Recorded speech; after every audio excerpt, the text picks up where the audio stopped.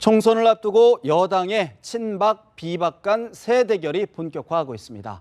공식 창당한 국민의당은 제3정당으로서의 시험대에 본격 올랐습니다. 장성호 건국대 교수, 김미연 RN서치 소장, 최영일 시사평론가, 그리고 서양호 두문정치 전략연구소 부소장 네 분 모셨습니다. 어서 오십시오. 안녕하세요.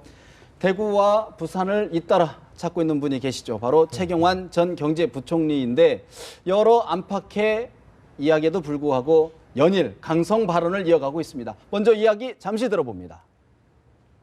일 평소에 제대로 하는 사람들, 교체 지수가 낮은 사람들은 별로 반발 안 하더라고.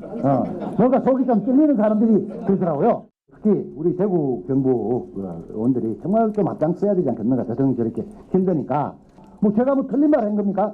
이 대구 경북이 8080으로 이 박근혜 정권을 만들었기 때문에 또 우리가 성공시켜야 될 책무도 우리가 가지고 있다. 최 부총리, 교체 지수가 높은 사람이 반발하더라. 또 속 찔리는 사람들이 있는 것 같다. 이런 이야기를 하는데 장 교수님, 네. 사실 이거 좀 현역 의원들을 상대로 살생부 얘기하는 것 아니냐라는 일각의 시각이 있습니다. 어떻게 보십니까? 아니 현역이 많이 죽어야지 신진 대사가 이루어지지 않겠습니까? 교체 지수는 다른 말로 하면 이것이 되면 이제 물갈이 지수가 되는 건데 17대 때 물갈이 지수가 62%나 됐습니다. 네. 그리고 18대 때 44%, 그리고 19대 때 49.4%인데 이번에 20대 아닙니까? 20대에는 한 65% 정도는 돼야 되지 않을까. 그렇게 봤을 때 있습니까? 65%?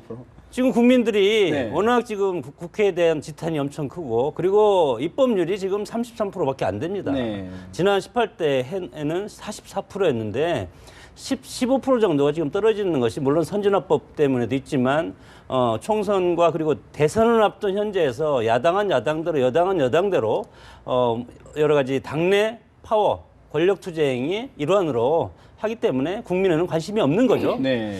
그래서 여당이든 야당이든 대폭적인 물갈이를 해야 된다고 봅니다. 그러나 물갈이를 어디서 할 거냐? 텃밭에서 해야 되죠. 지역 패권주의 정당이기 때문에 호남, PK, TK 이런 데서 물갈이를 대폭적으로 해야 될 필요가 있고 국민들은 그것을 원합니다. 네. 그리고 나서 수도권에서 경쟁인 후보들이 지방 그리고 텃밭에 있는 후보들을 끌어올려가지고 수도권에서 여야 1대1 아니면 2대1 아니면 2대2 해서 치열하게 경쟁하는 것이 국민들을 위해서 네. 경쟁인 후보를 뽑아주는 그런 이벤트가 될 수도 있다고 일단 봅니다. 내 살을 먼저 깎아내야 남의 살도 깎을 수 있다. 그러니까 65% 이상 돼야 네, 됩니다. 그런 말씀이신데 어떻게 보십니까, 부장? 네, 옳으신 지적입니다. 국민들은 물갈이를 원하고 있습니다. 근데 문제는 뭐냐면 이 물갈이가 누구에 의한 누구의 물갈이가 중요한데 당의 골간 조직인 김무성 대표와 공천관리위원회가 버젓이 있음에도 불구하고 특정한 계파의 즉 친박이 비박을 몰아내기 위한 용도로 물갈이를 사용된다면 비박이 승복할 리 없고 국민들이 보기에도 그것이 진정한 물갈이라기 보기보다는 계파 패권을 둘러싼 자기 사람 심기로 보여지기 때문에 눈살을 찌푸릴 것 같고요. 특히나 대구 경북에서 이번 선거가 박근혜 대통령은 야당이 경제의 발목을 잡기 때문에 심판해야 한다라고 얘기를 하심에도 불구하고 대구 경북 지역에서는 오묘하게 대통령과 현역 의원 간의 대결 구도가 형성이 되어서 자칫하다가는 대통령에 대한 중간평가, 대통령에 대한 심판 선거가 될까 그렇게 전선이 좀 흐려지는 건 아닌가 그런 것도 고민해봐야 될 것 같습니다. 네, 사실 지나친 거는 부족함만 못하다라는 말이 있는데 김 소장님, 네. 사실 대구 지역, 경북 지역, 대구 경북 지역의 민심이 궁금해요. 어떻게 좀 바라보고 있을까요? 지금 상당히 혼돈 중인 거로 나타나고 있는데 저희가 오늘 발표한 여론조사 결과를 보면은 김무성 대표의 지지율이 많이 떨어졌습니다. 전주 대비 2.5%포인트 정도 하락을 했는데요. 그 하락의 원인이 어디냐면 TK에서 약 13% 정도 하락을 했습니다. 13% 일주일 사이 13%면 상당히 큰 폭이거든요. 네. 그리고 새누리당 지지층에서 10%포인트 빠졌다는 거죠. 그러니까 그런 걸 감안해 봤을 때 역시 권력자 발언이라든가 그리고 친박 비박 간의 이런 갈등 이런 걸 두고 이제 TK에서는 어느 정도 김무성 대표보다는 최경환 전 부총리의 지금 손을 좀 들어준 게 아닌가 하는 좀 생각이 좀 드는 게 조사가 어제까지 진행이 됐거든요. 네. 그렇다면 지난 주말부터 최경환 최경환 의원이 이제 돌아다니지 않았습니까? 그래서 약간의 최경환 효과가 아닌가 저는 그렇게 네. 생각을 합니다. 그럼에도 불구하고 지금 말씀하신 대로 만일에 이렇게 했음에도 불구하고 진박연대, 소위 진박연대 6명이 대구에서 만약 예비 경선도 통과를 못했을 때는 정말 대통령한테는 이번 총선을 패했는 것보다 이상의 데미지가 올 수도 있다는 거죠. 네. 그렇다면 그 순간부터 대통령은 내힘득에 빠지고 소위 말해서 김무성 대표가 정말 대통령에 의해서 대통령의 잘못된 어떤 그 전략 때문에 친박의 잘못된 전략 때문에 미래 권력으로 굳건하게 네. 서게 될 수 있다는 거죠. 그런 거를 감안해 봤을 때 이런 친박 비박간 특히 여당의 텃밭에서 이런 논란은 지역민들에도 눈싸움질을 좀 찌푸리게 하고 네. 장기적인 관점에 봤을 때도 참 박근혜 대통령한테는 좀 불리하게 작용하지 않을까 오늘 합니다. 저 여론조사 결과는 이제 RN서치에서 네, 저희가 한 수행한 거고, 예, 데일리안에서 지금 발표가 됐고요. 네네. 중앙공신위 홈페이지에 가면 지금 자세히 나와 네, 있습니다. 뭐 일부 또 오차가 있을 수 있다는 점 그, 예, 말씀드리고요. 변호사님, 사실 또 이제 이런 부분들이 이제 최경환 전 이제 의원이 대구 경북뿐만 아니라 이제 부산 쪽으로도 좀 이게 보폭을 넓혀가고 있단 말이죠. 있어요. 그러다 보니까 이제 좀 이제 어떤 지역에서 이제 입지를 좀 구축하려고 하는 것 아니냐, 맹주 네. 역할을 하려고 하는 거 아니냐라는 시각도 나오던데 아까 어떻게 뭐 보십니까? 장 교수님이나 우리 서부 소장님 짚어주셨지만 물갈이에 대한 국민들의 기대는 높은 건 사실이고 물갈이가 여야 공이 이루어져야 한다면 텃밭에서 이루어지는 게 옳고 왜냐하면 그쪽에 의석들을 또 많이 쥐고 있기도 하잖아요. 그래서 이러한 순수하고 좋은 의도라면 이 지금 이제 집권 여당 입장에서는 PK, TK 지역이 물갈이를 하는 게 옳죠. 근데 문제는 그게 이제 최경환 의원이 직접 돌아다니다 보니까 이 문제가 지금 아주 이번 총선전이 좀 유별나게 재밌는 점은요. 야권은 야당끼리 싸우고 있고 여당 내에서는 야당과 싸우는 게 아니라 네. 여당 내에 개파끼리 부딪히고 있다는 게 아주 좀 이례적인 특징입니다.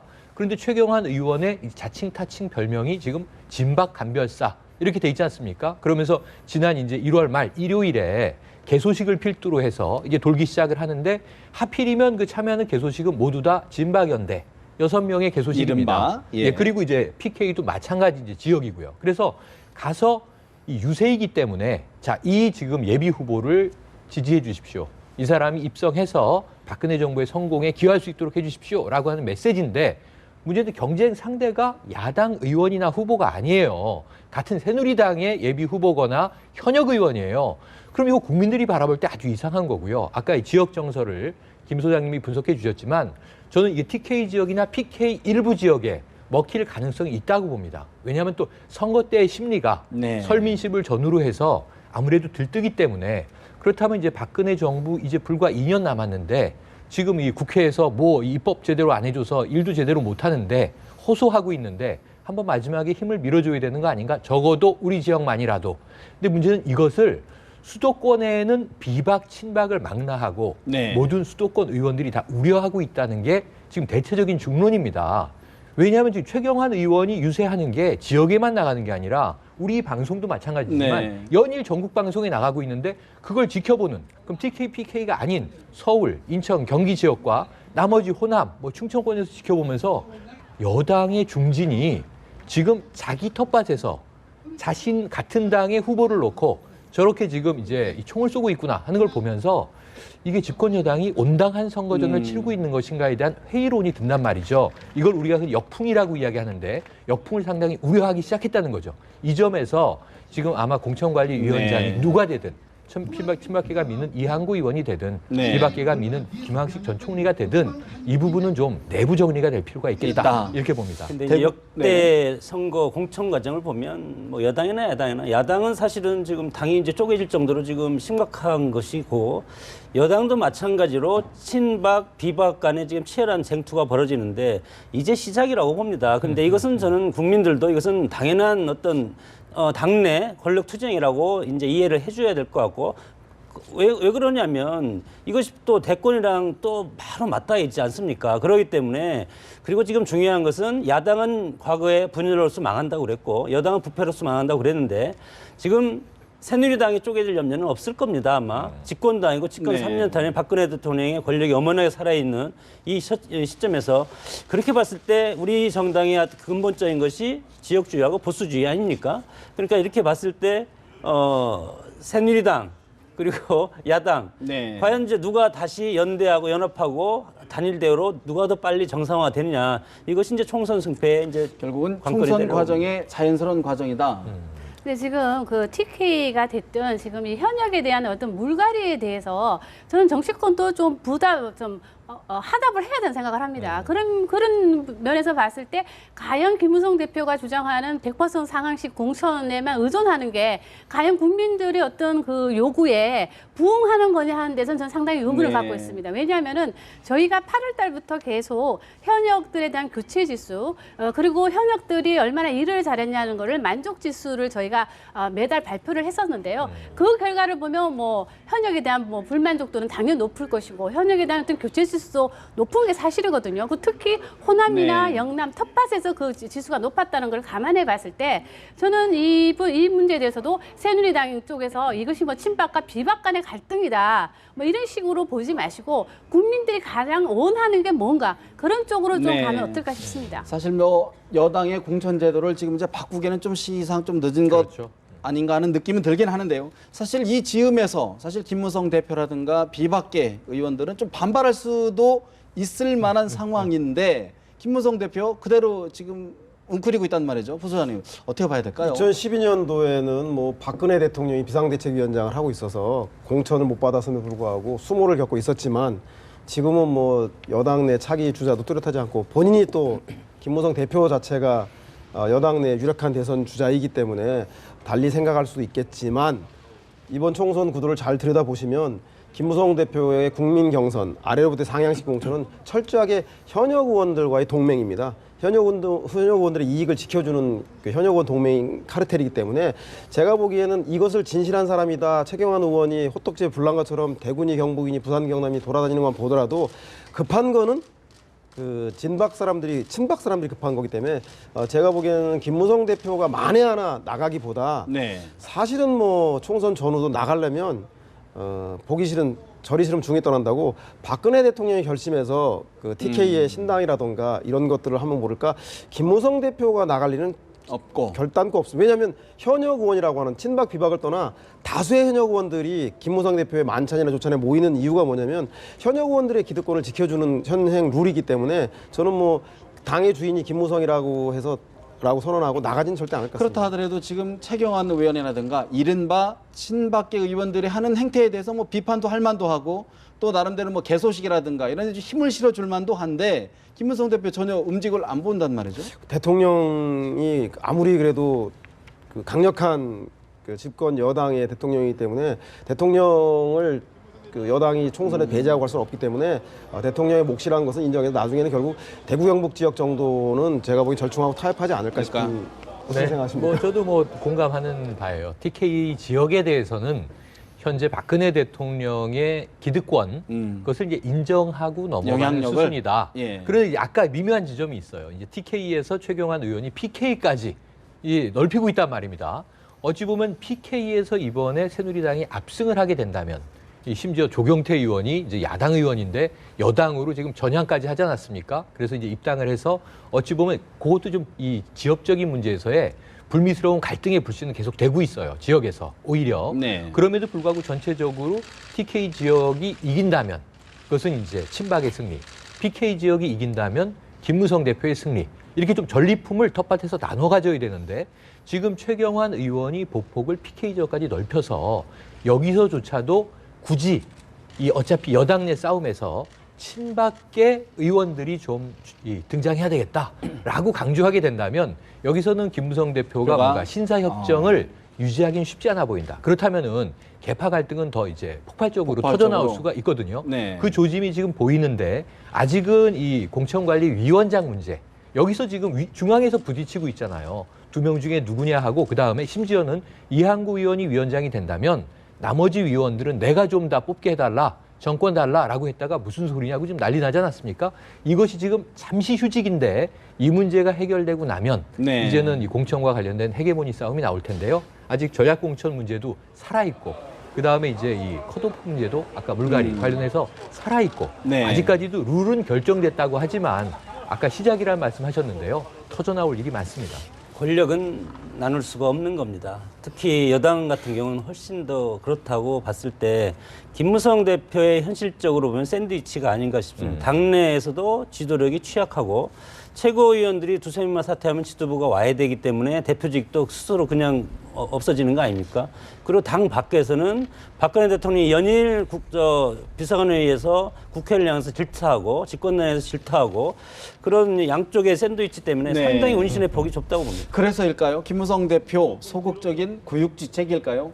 홍보 동영상을 만들어서 개소식 참석을 요청하는 예비 후보들한테 보내고 있다라고 하는데 어떻게 만들었는지 잠깐 화면 준비했습니다. 지금 여러분 앞에 서 계신 예비 후보가 진정 우리 새누리당에 적합한 후보, 지역사회와 대한민국의 발전을 이끌 필승 후보가 맞습니까? 제 말에 동의하신다면 아낌없는 박수를 보내주시기 바랍니다.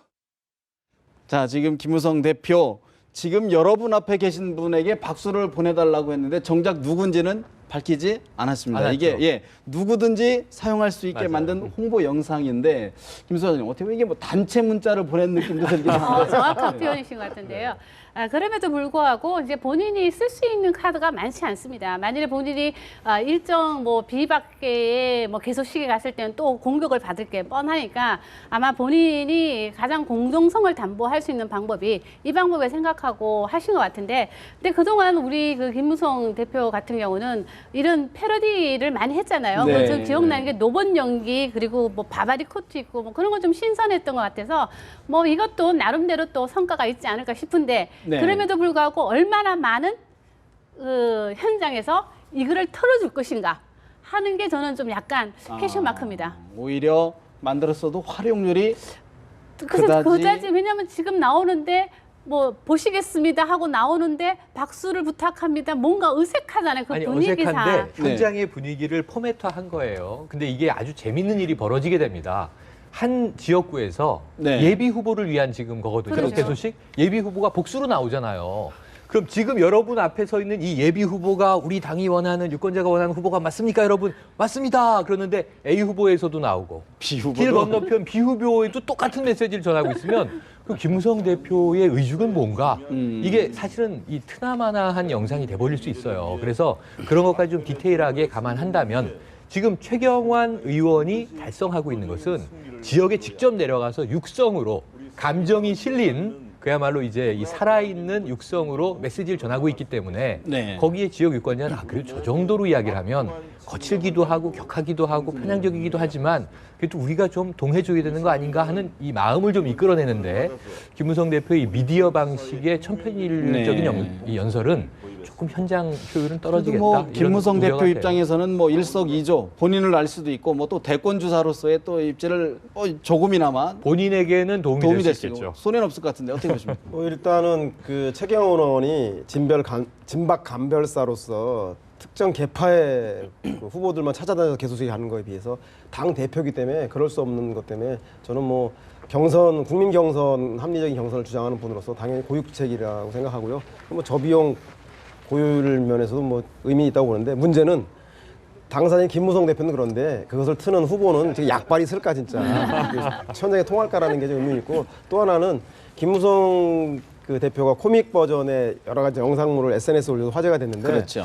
SNS는 아시다시피 야당에게 영향력이 높은 그 매체이지 그 여당에게는 그닥 매력적인 매체가 아니거든요. 그래서 제가 보기에는 그 SNS 많이 회자되는 것 자체도 네. 실제 총선의 후보자에게 큰 득표력이 있을 것인가에 대해서는 약간 미주수여서 지금 저희들이 화면에 지금 보이는 게 이제 저게 네네. 김무성 대표하고 손수조 후보가 이제 공천에서 이제 낙마를 하고 이제 두 분이 이야기하는 패러디 영상인데 오히려 이랬지만 더 오고 있다. 네, 그래서 SNS상에서 젊은 사람들로부터 크게 인기를 얻고 받았었죠. 있는데 그 재미있는 코믹 버전이라서 젊은 사람들의 소구력은 있으나 원래 새누리당은 전통 여당으로서 네. 고연령층이라든가 보수층에서 보기에는 대표가 저게 뭐 하는 짓이고 이런 얘기가 많이 나오는 걸로 봐서 오히려 부작용도 있을 듯한데 어쨌든 김무성 대표 애쓰고 열심히 노력하는 거면 사실인 것 같습니다. 본인의 어떤 공천, 상향식 공천에 대한 어떤 신념을 지키기 위한 구역지책이다. 이 정도로 정리를 해보고 사실 야당 이야기를 좀 해보겠습니다. 여당에서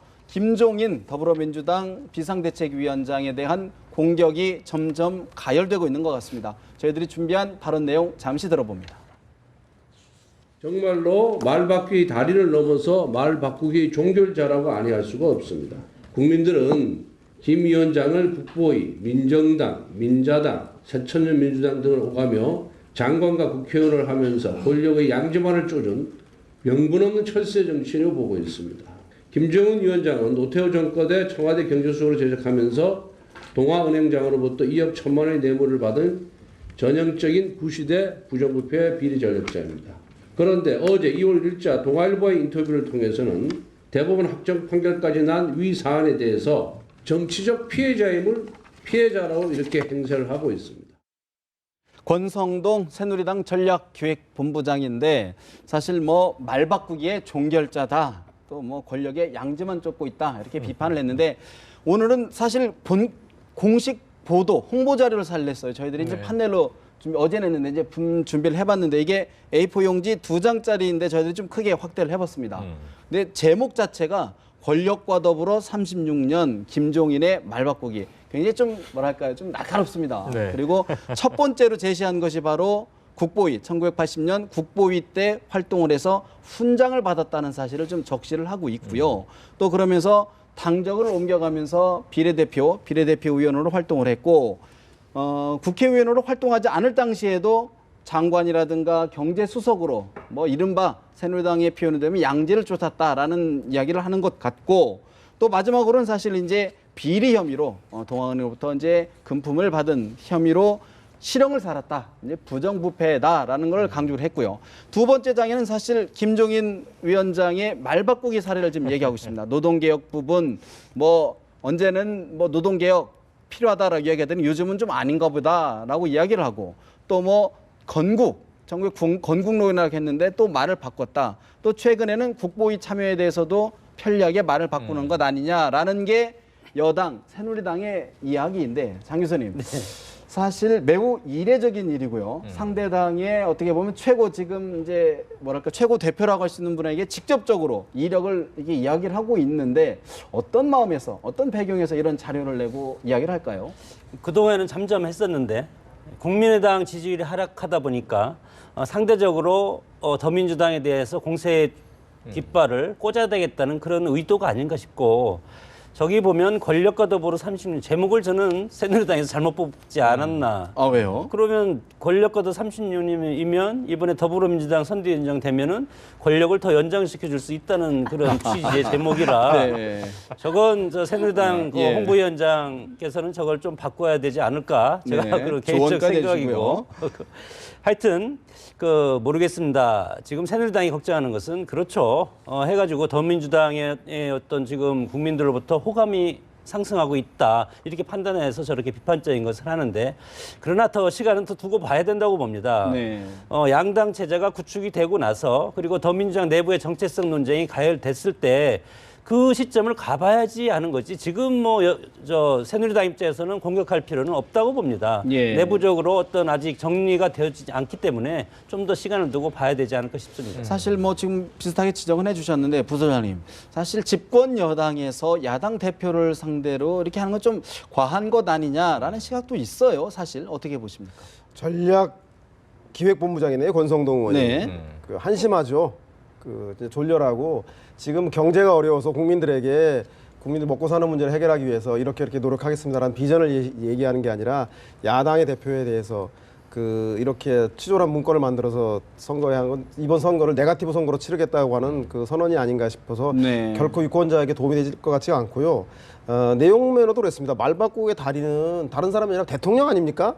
대통령께서 누리예산 한다 그래놓고 영유아 예산을 그 보육 문제를 국가가 책임지겠다고 하신 말씀 선거 때 공약하셔놓고 지키지 않아서 그런 김종인 위원장의 그 경제 민주화 복지 문제에 대해서 문제 제기를 하고 김종인 비대위원장이 박근혜 대통령이 약속을 지키지 않는다 해서 네. 야당을 선택한 거고 이상돈 교수도 오게 된 것인데 여기서 말 바꾸기를 한다는 것은 제가 보기에는 김종인을 비판하는 게 아니라 오히려 부메랑이 돼서 오히려 박근혜 대통령에게 돌아갈 가능성이 있다. 상당히 농후하다. 그렇기 때문에 전략적으로도 기획적으로도 여당의 그 전체 총괄하는 사령탑으로서 온당치 못한 실책이다. 예 그렇게 보입니다. 내용이- 누리예산 관련해서는 정부 여당은 약속을 지켰다라고 예, 이야기하고 그건 있습니다. 뭐 이제 논란이 계속되고 있는 부분이고요. 네. 우선 이 페이퍼, 이 자료 내에서만 봐도 조금 논리모순이 있어요. 무리수다 이렇게 볼 수밖에 없는 것이 권력과 더불어 36년이지만 불과 4년 전까지만 해도 김종인 위원장은 새누리당 편이었던 분이죠. 인물 자체가.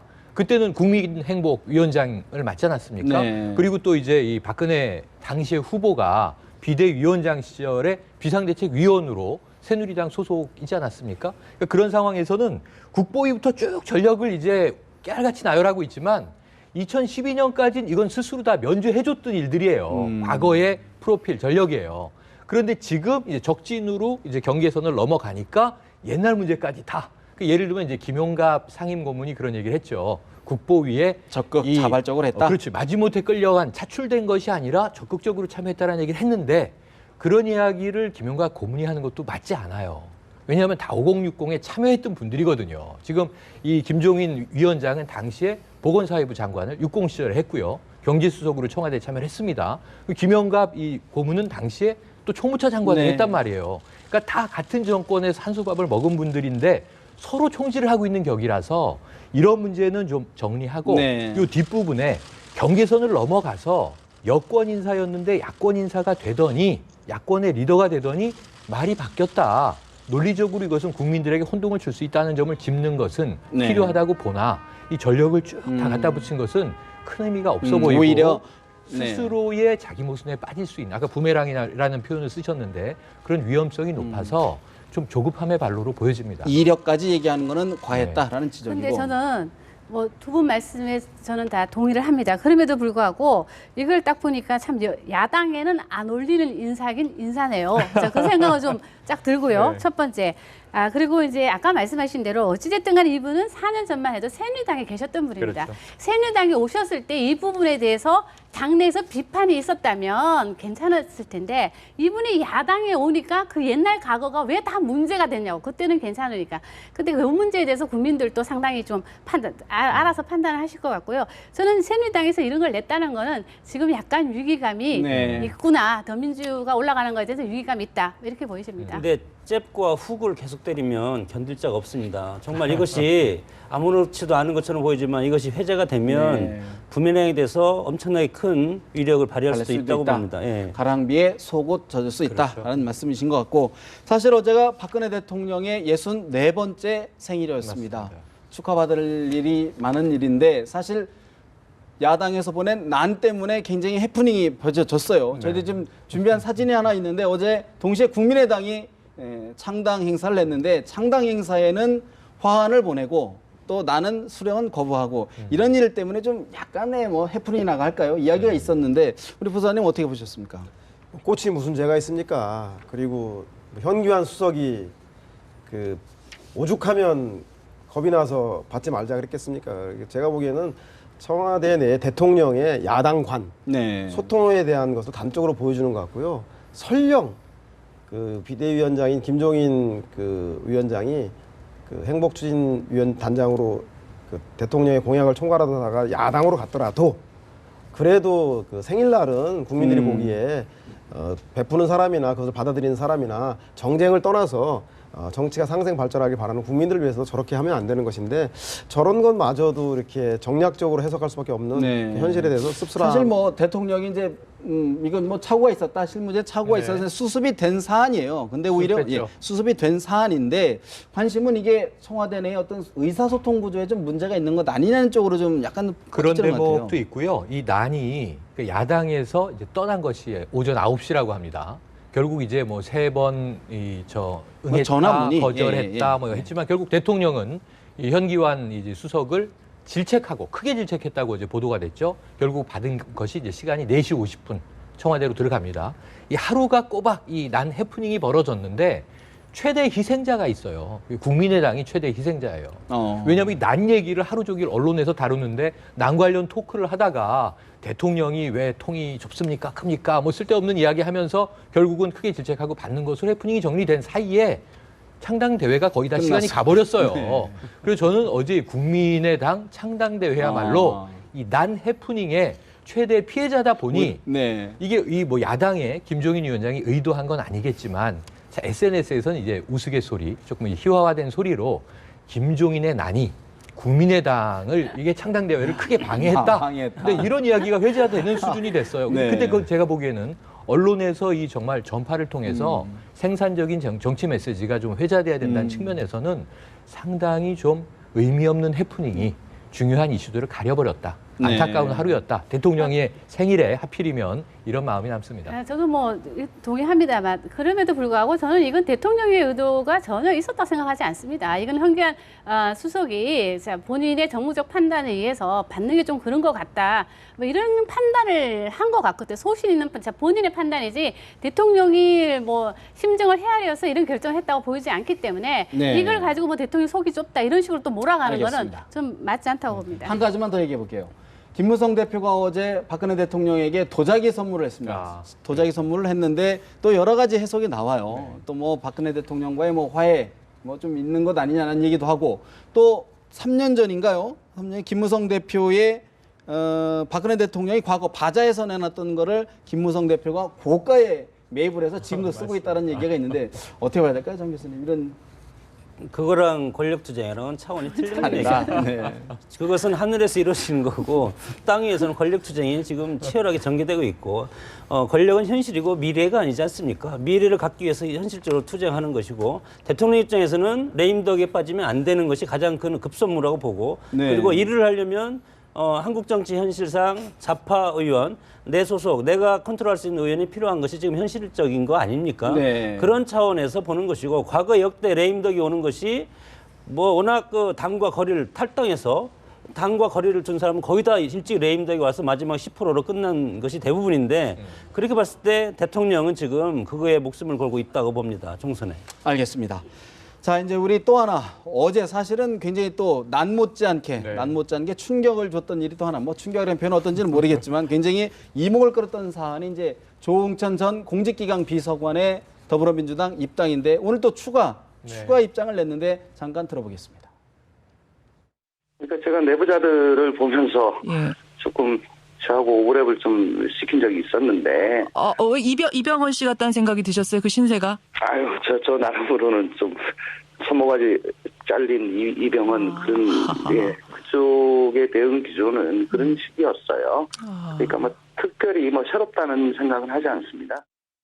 자, 천만 영화 내부자들 영화 혹시 보셨습니까? 네, 봤죠. 네, 거기 보면 이제 이병헌 씨가 나오는데 이제 내부 고발자 역할을 하면서 그것이 들키는 바람에 이제 손목이 절단되는 그렇죠. 그런 설정이 있었는데 어떻게 보셨습니까? 이런 그러니까, 비유 적당합니까? 이거 뭐 본인이 느끼는 거니까 전 주관적이라고 봐요. 이걸 뭐 객관화해서 해석할 필요는 없을 것 같고 그러니까 이제 거기 보면은 거학이 존재하죠. 뭐 언론 권력, 정치 권력, 자본 권력이 결탁해서 세상을 뒤에서 움직이고 거기서 허드렛 일을 하던 나쁜 조폭 이병헌 씨가 어찌 보면 그 보스들에게 이제 배신당하면서 나락으로 굴러 떨어지는데 영화를 보다 보면 영화는 원래 감정이입을 하라고 연출한 거기 때문에 조응천 전 비서관이 아니어도 다 감정이입이 돼요. 억울하겠구나. 근데 본인이야 비슷한 또 상황이 오버랩되면서 그 이야기를 토로한 것일 뿐인데 사실은 내부자들하고 조응천 전 비서관을 이제 대입을 하자면 거기는 조승우가 검사로 출연을 해요. 그렇죠. 거기가 더 맞습니다. 왜냐하면 어제 입당 선언문을 보면 정말 중립을 지키면서 의로운 편에 서기 위해서 나는 여기 왔다라는 이야기를 하기 때문에 전 검사 출신으로 또 공직기강 비서관 출신자로의 선언이 담겨 있는데 오늘은 또 이제 개인적인 좀 이제 한이 울컥 나온 것 같습니다. 또 오늘 다 이병헌론으로 가는데 제가 보기엔 그래서도 안 되고 그렇지도 않기를 바랍니다. 오히려 그래서 이게 뭔가 엑스파일을 터뜨리기 위한 내부 고발자 아니냐. 거기서 보면 이병헌 씨가 이 의수를 들고 말이죠. 정말 비밀 장부가 담긴 USB를 마지막에 건네주거든요. 기자회견을 하죠. 그런데 이런 일이 현실 정치에서 있어서는 안 된다. 그건 굉장히 큰 비극이고요. 오히려 개인 조응천이라고 하는 분이 야당에서 내가 정치적인 뜻을 펼 수가 있다. 그래서 이제 난 갖고 정치를 할 것이다. 라고 하는 맥락에서 움직여져야지 우리가 너무 내부자들로 이 조응천 비서관의 야당 입당을 이렇게 몰아가는 것은 그에게도 좋지 않고 당 조직에게도 좋지 않고 한국 사회의 정치에도 좋지가 않은데 한 가지는 아까 우리가 김정인 위원장 얘기를 했잖아요. 지금 조경태 의원이 야당 의원으로 3선을 하고 새누리당으로 넘어갔을 때 이게 어찌 보면은 휴전선보다 깊은 골이 지금 여야 사이에 있는 겁니다. 근데 김종인 위원장이 이쪽의 수장으로 오니까 얼마나 아픕니까? 자료 나온 거 아까 네. 얘기했는데. 근데 조홍천 전 비서관 또 넘어가니까 얼마나 이게 속이 아프죠. 아프고 쓰리겠습니까? 근데 문제는 뭐냐면 거기에 뭔가 대단한 비리 엑스파일이 있을 것이다라는 추정보다는 저는 청와대와 현 네. 집권 여당이 자신의 사람들의 관리를 못했기 때문에 벌어지는 벌어진 일이다. 예, 요런 좀 조언을 사실 드리고 이제 싶어요. 조홍천 비서관이 정윤회 문건 유출 파동의 당사자로 이제 지목이 돼서 지난해 이제 여러 일들이 있었는데 그랬죠. 또 등장하는 인물이 바로 박근혜 대통령의 동생 박지만 박지만 회장. 회장인데 박지만 회장은 그럴 리 없다. 평생 공직에 있었던 사람이 오죽을 했으면 이렇게 했겠느냐라고 이제 그런 말을 했다고 이제 전해지는데 어떻게 보십니까? 엑스파일? 근데 아니 지금 재판 중 아닙니까? 억울하다 하더라도 왜 재판 중인 네, 사람이 1심에서는 무죄가 났고요. 아니 무죄가 2심이 났어도 진행이 됐죠. 어차피 검찰이 기소를 한 사건 아닙니까? 항소를 했고요. 예. 항소를 했고 그러면 재판이 끝날 때까지는 영입도 해서는 안 되고 무슨 질서가 있어야 되는데 아무리 정치라도 상식이나 어떤 상도가 없으면 이것이 정치의 어떤 질서가 없고 그러면 이게 어떻게 되겠습니까? 그래도 그리고 정치의 본인도 근거, 예. 본인도 또 들어와서 이렇게 하겠다면 되겠습니까? 일단은 끝나고 이것은 영입하는 쪽이나 가는 쪽이나 이게 그겁니다. 배신과 한해 정치는 한국 정치의 고질병인데 어떤 보복의 정치를 가져오고 선정을 펼칠 수 없다는 것이 지금까지의 역사의 어떤 교훈인데 그런 걸 봤을 때 조금 자숙을 했으면 좋겠다. 네. 네.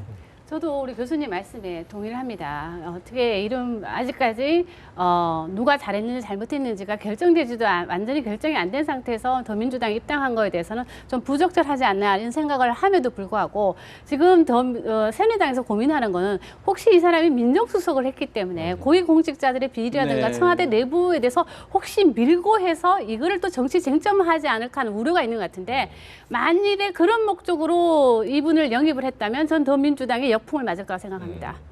그런 거는 우리 국민들의 정치의식상으로는 받아들일 수가 없다고 보여지고요.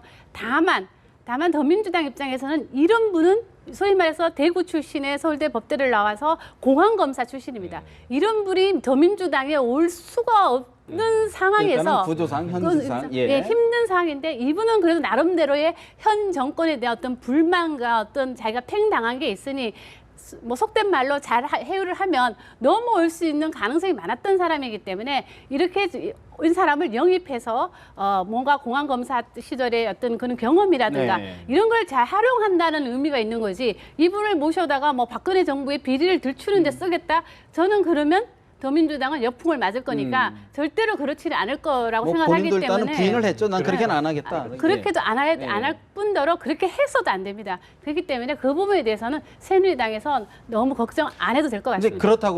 그렇다면 이제 관심은 이제 과연 조홍천 전 비서관을 더불어민주당에서 어떤 역할을 맡길 것이냐. 이제 당장 마포 을인가요? 갑에 마포 갑에 이제 안대희 전 안대희. 대법관의 대항만 나온다라는 소리인데 어떻게 보십니까? 뭐 지역구 얘기하기 전에 먼저 그 법의 재판 중인데 1심 끝났는데 나오는 건 경솔하다, 성급하다 그러는데 원래 법보다 주먹이 가깝죠. 이게 뭐냐면 주먹을 쓰라는 얘기가 아니라 감정과 그 진심, 양심에 먼저 가까운 건데 제가 보기에는 이분이 민정비서관 출신이었으면 문제가 커집니다. 민정비서관은 그야말로 정치인과 네. 대통령의 친인척을 관리하는 사람인데 공직기강 비서관은 공무원들을 관리하는 그렇죠, 사람이었단 공직. 말이죠. 예, 그래서 공무 중에서 취득한 비밀은 나가서 사용했을 경우에 공직윤리법에서 저촉을 받고 처벌을 받기 때문에 뭐 법적으로도 정치 도의적으로도 그건 국민들이 아까 말씀하신 여론 때문에도 사용할 수 없을 거고요. 다만 이분이 억울해하는 것은 오죽하면 그 내부자들의 이병헌 손을 잘린 사람을 얘기하겠습니까? 이분이 그 문고리 3인방이라고 하는 국정농단, 비선 국정농단 세력에 대해서 비판했는데 그 비판의 본질은 몸통은 어디 간 데 없고 문건을 유출했다고 하는 아주 깃털적인 문제를 가지고 자기를 찍어냈다라는 거에 대한 네. 그 문제의식에서 불이하게 당했다라고 하는 내부자 양심 고발 측면에서 이 정권에 대해서 심판하는 거고 김종인, 이상돈 그리고 조홍천까지 박근혜 대통령을 만들었고 또 요직에 있었던 사람들이 줄줄이 여당을 이탈하는 것은 야당의 선택의 문제가 아니라 여당을 이탈하고 있는 것은 민심을 급속도로 이완되고 있다는 걸 보여주기 때문에 박근혜 대통령이 여기서 여당이 이것을 왜 빼갔냐라고 네. 야당이 왜 빼갔냐고 공세할 게 아니라 한 번 더 국정 마지막을 잘 돌아봐서 민심을 더욱더 살피는 대통령이 됐으면 좋겠고. 근데요. 지역구 근데 출마는 그 지점에서 사실 이제 민주당, 이제 더불어민주당 같은 경우에 지난해 이제 권은희 의원 같은 경우에 네. 이제 국정원 댓글 파동 때 사실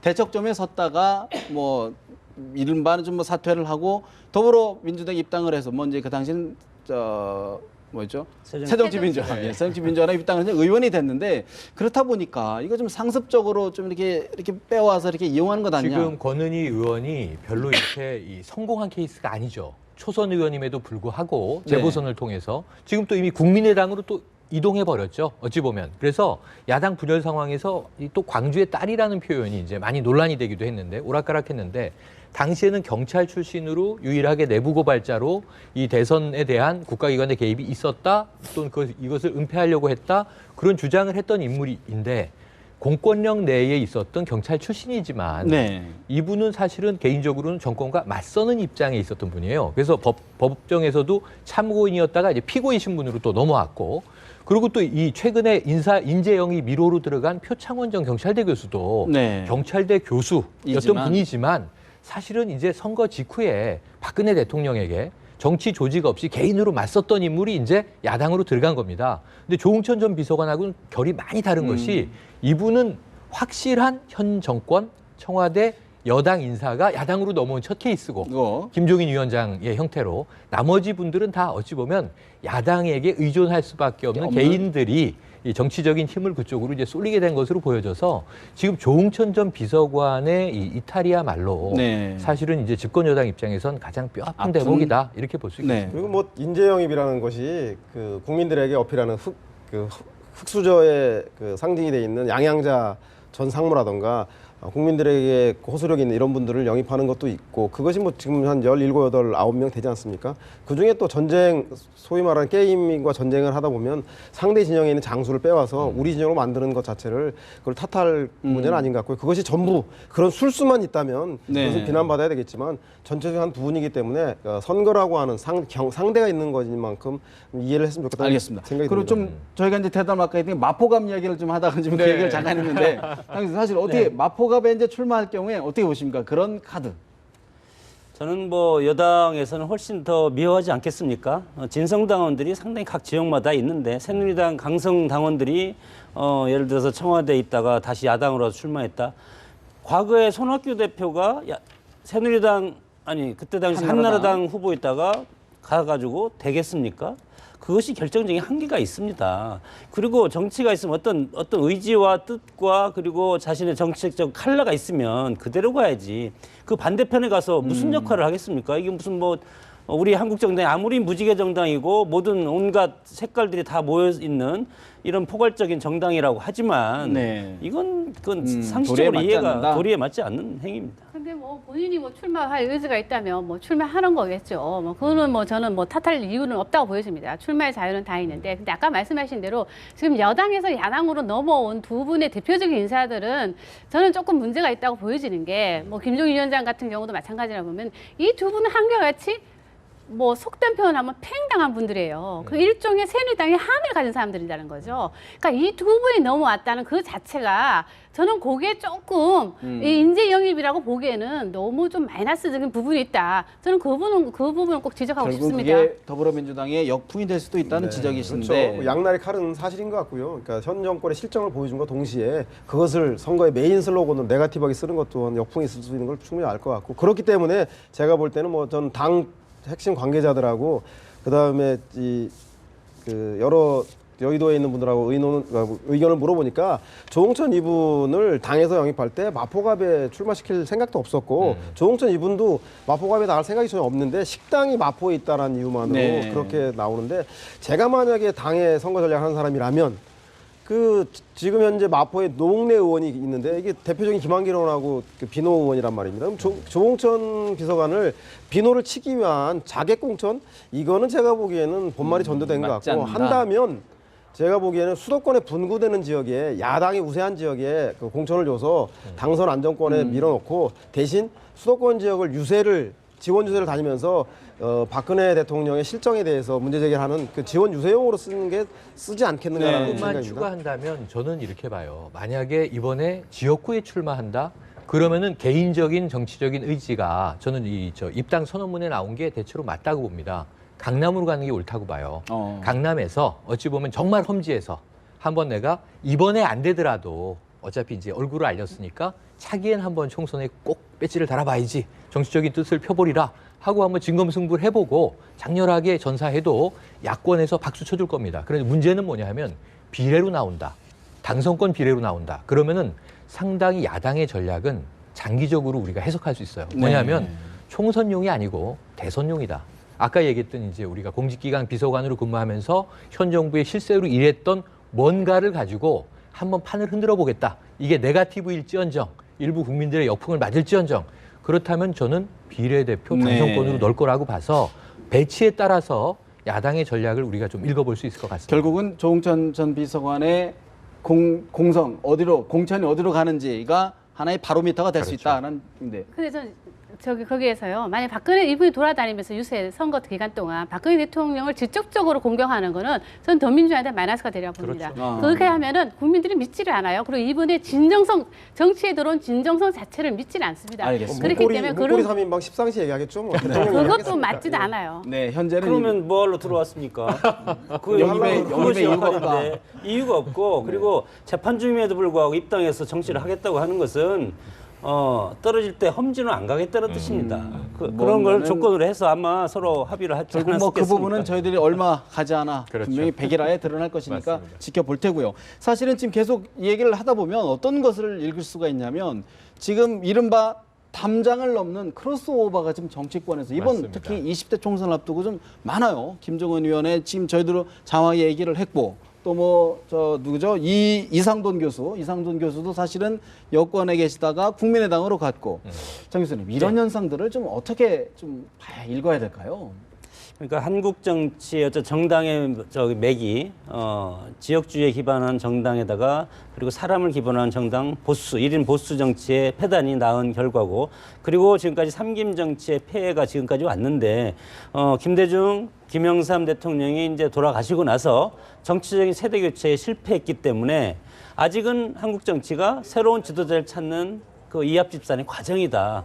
그렇기 때문에 지금 왔다 갔다 하는 거죠. 새로운 지도자를 찾기 위해서 불나방처럼 왔다 갔다 하는데 이분들이 다 희생될 가능성이 상당히 많다는 것이 저는 뭐 과거의 정치 현실을 보면 미래를 예측할 수가 있겠습니다. 어떻게 보십니까? 네, 저는 이것은 여당을 탓할 일은 아닌 것 같습니다. 시대의 변화라던가 새로운 인물, 새로운 정치는 항상 야당과 진보 진영의 몫이었기 때문에 저는 야당에게 이 책임을 돌리고 싶은데요. 무엇보다도 김대중, 김영삼 대통령 단일화 실패 이후에 그 야권이 분열되어서 지역 감정으로 그리고 군정으로 이어졌던 뼈아픈 두 분이 물론 잘한 것도 있지만 마찬가지로 이번 사태는 문재인 안철수의 분열로 인해서 제가 보기엔 새로운 그 낡은 정치와 새로운 정치가 싸워주길 바라서 링 위에다가 안철수 문재인을 더 불러 올렸는데 이 두 분이 단결에 담합해서 힘을 합쳐도 박원순까지 여기다가 더해도 기성 정치와 싸워서 일동말동한데 어떤 능력이 부족해서 못 잡은 건지 개인적 욕심 때문에 탈당을 한 건지 모르겠으나 이 분열 때문에 결국 구도가 이 두 사람의 세대결로 가는 바람에 옛날에 계신 분들을 다시 불러 모으게 돼서 새로운 그 인물, 새 정치라고 하는 방향으로 가지 못하게 됐는데 저는 야당 내 책임 있는 지도자였던 문재인 대표와 안철수 현 대표의 책임이 크기 때문에 이 문제에 대해서 반드시 좀 수습을 그 두 분이 해주길 바랍니다. 퇴행 아니냐라는 지적이신데 맥락은 비슷한데 저는 해석이 좀 달라요. 한국 정치의 양당 구조가 특히 여야, 보수, 진보, 좌우 이 얘기가 너무 오래된 이분법이기 때문에 좀 합리주의 노선, 중도 개혁 노선을 원하는 시민들이나 혹은 정치인들이 A하고 B밖에 없잖아요. A 아니면 B인데 뭔가 중간 지대에 역동성이 만들어질 수 있는 지대가 있었으면 좋겠다. 이게 제3당에 대한 욕구입니다. 다당제에 대한 욕구고. 그래서 하나 만들어지긴 했는데 절차가 좀 급하게 갔죠. 이미 2, 3년 전에 새정치민주연합으로 안철수 의원이 합치는 것이 아니라 그때 창당을 했으면 총선까지 한 3년을 놓고 다양한 실험을 할 수 있는데 결국은 총선 직전에 당이 이제 탈당으로 쪼개지면서 우르르 나오고 막 이합 집산이 급하게 이루어진 거 아닙니까? 지금 국민의당은 이제 조금 더 지켜봐야 되겠습니다만 이번 총선까지 어쨌든 뭔가 두 야당이 격돌을 하면서 네. 개혁 경쟁을 시작한 건 사실이에요. 개혁 드라이브가 걸렸어요. 그러니까 이름도 더불어민주당으로 바꾸면서 인재 영입이 시작된 게 탈당의 공간이 생겼기 때문이지 안철수 의원이 안 나갔으면 그대로 안에서 당대표 흔들고 싸웠을 거 아닙니까? 그러니까 안 봐도 뻔한 그림입니다. 그래서 그나마 쪼개지니까 서로 혁신을 위한 몸부림을 하더라. 공간이 생긴다. 그리고 그 두 당이 그렇게 움직이면서 혁신을 하니까 여당도 바라만 보기에 이제 불안해져서 뭔가 우리도 혁신에 흉내라도 내야 되겠다라고 움직이는 거예요. 그래서 저는 이 지금 역동이 생기는 것은 매우 좋은데 그 결과가 4.13 총선을 이제 지나보고 득이 많았는지 실이 많았는지 결산을 해야 되는데 시간을 좀 렁텀하게 가지고 충분히 전략적으로 검토할 수 있는 것을 항상 이게 급하게 촉박하게. 움직이는 이유는 기득권 때문이거든요. 내가 잘릴 것 같으면 다른 배로 옮겨 타고 네. 내가 살아남을 것 같으면 여기서 끝까지 버티고 이런 좀 이 기성 정치인의 행태를 비판하겠습니다. 네. 어제 사실 이제 국민의당이 창당의 깃발을 올렸는데 이제 국민의당 이야기를 조금만 하고 대담을 마무리해야 될 텐데 안철수 이제 대표죠. 공동 대표의 이야기를 잠시 들어보고 저희가 대담을 좀 마무리하는 시간을 갖겠습니다. 그리고 지금 이 기회가 어쩌면 제게 주어진 우리에게 주어진 마지막 기회일지도 모릅니다. 벼랑 끝에 선 심정으로 저는 여러분께 말씀드립니다. 이번에 바꾸지 못하면, 이번에 변화의 터전을 만들지 못하면 우리에겐 더 이상 꿈도 희망도 미래도 없습니다. 앞으로 나아갑시다. 그래서 마침내 국회를 바꾸고 정권 교체를 이루고 국민의 삶을 책임지는 진짜 정치로 보답하겠습니다.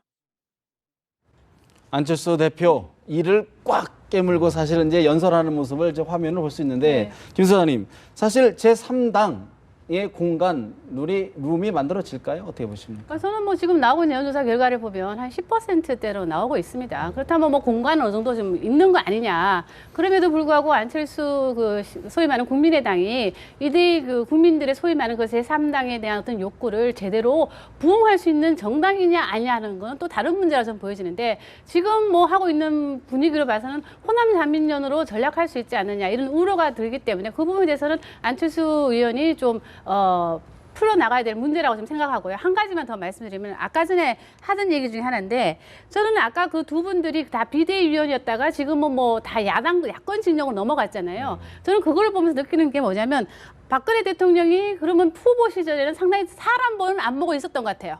그 두 사람을 다 데려다가 썼으니까. 네. 그럼에도 불구하고 대통령이 되고 나서는 약간 사람 보는 안목이 그때보다는 좀 떨어졌다는 거.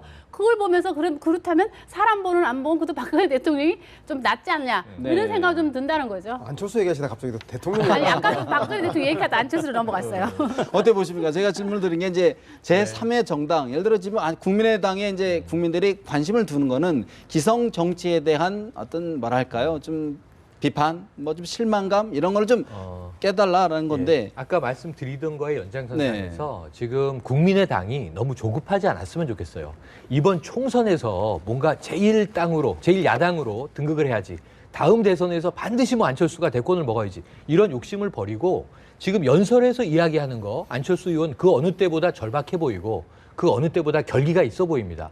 지금까지 계속 과연 안철수는 정치인일까 아닐까 철수 정치만 하는 것일까 비판받던 거에 비하면 강철수의 모습이 보이거든요. 근데 이게 한 방에 되겠습니까? 네. 한국 정치를 우리가 봤을 때 이번 총선에서 10%면 어때요? 그래서 더불어민주당이 25% 정도 준다고 치고 지금 이제 국민의당이 한 10%의 지분을 갖는다고 치고 정의당도 있습니다. 5% 네. 가지고 있거든요. 야당은 이렇게 합쳐야 지금 여당하고 될까 말까예요. 여당이 그래도 지지율이 높고. 그럼 이 10%에 담겨 있는 국민의 뜻은 뭘까? 하고 좀 중장기적인 미래를 준비한다면 차차기에 뭔가 좋은 기회가 오는 정당으로 자리 잡을 수도 있겠다. 네. 그래서 너무 한 번에 다 하려다 에너지를 다 빼버리고 제2야당으로 남게 됐네. 좌절할 일이 아니고 네. 한국 정치를 오래 바꿔야지 한 번에 되겠습니까? 후보 천리, 소고름으로 천리를 가라. 뭐 교섭단체, 호남당, 현역 기득권 다 버리시고요. 안철수 의원을 바라봤던 국민들의 첫 희망 제가 보기에는 초심으로 돌아가셔서 말씀하신 대로 중장기적으로 보고 여야의 지긋지긋해하는 갈등이 지긋해하는 국민들의 마음 담아서 중장기적으로 긴 호흡으로 가시면 성공하실 것 같습니다. 네. 너무 강해졌습니다. 힘을 빼야 되고 힘이 들어가면 모든 것이 되는 것이 없다는 것이 이제 상징적으로 제가 말씀드리고 싶은 것이고, 특히 호남을 기초로 해서 지금 출발한 정당인데 우리 역사상 사실은 호남을 깃발로 해서 하는 것은 DJ 이후에 처음인데 그러나 처음 시작한 정당이 호남을 기반으로 해서 지역 정당을 간다는 것은 새 정치가 전혀 아니고 구태 정치라고 봅니다. 네. 그렇게 봤을 때 더민주보다 지지율에서 떨어지면 얻을 수 있는 의석이 없다고 봤을 때 총선이 끝나면 소멸될 가능성도 있다고 보는데, 특히 모든 걸 바꾼다고 하고 정권까지 잡겠다고 하는데 분열의 책임은 누가 질 것인가, 그 가치 논쟁에 대비해야 네. 된다고 봅니다. 근데 지금 뭐 중장기적으로 뭐 바라봐야 된다는 거 좋습니다. 그럼에도 불구하고 안철수 지금 의원 대표에게 지금 남아있죠. 해결해야 될 문제는 이번 총선에서 야권 연대 어떻게 할 것인가. 저는 거기에 대한 답을 내놔야 된다고 생각합니다. 결국 국민의당이 이제 시작 초기이기 때문에 자신만의 킬러 콘텐츠가 뭔지를 보여줘야 될 시점이 아닌가 싶습니다. 네 분 말씀 여기서 줄이겠습니다. 고맙습니다. 고맙습니다.